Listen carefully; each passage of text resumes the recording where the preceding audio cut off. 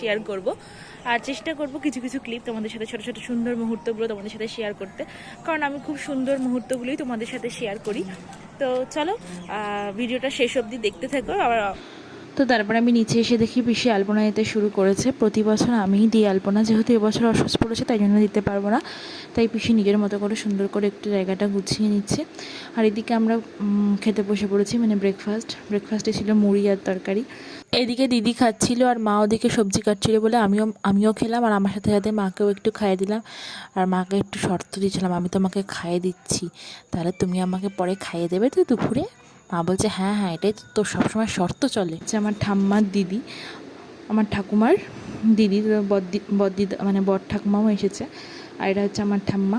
তোমরা তো সবাই জানোই ঠাম্মাকে, আগের অনেক ব্লগে তোমরা দেখেছো ঠাকুমাকে।